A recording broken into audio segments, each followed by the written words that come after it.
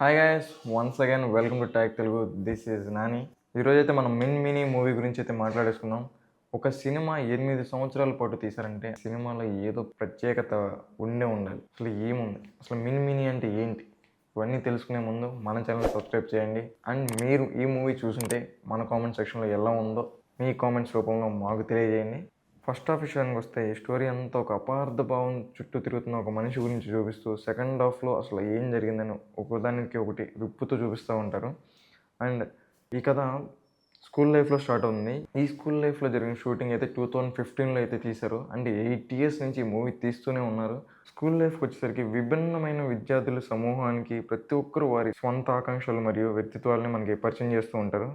ఈ మూవీలో నటించిన ఎస్తేర్ అనిల్, ప్రవీణ్ కిషోర్, గౌరవ్ కలై తమ క్యారెక్టర్స్ని తను శ్రద్ధగా వ్యవహరించారు. ఎస్తేర్ అనిల్ ప్రవీణ పాత్రలు పోషించారు.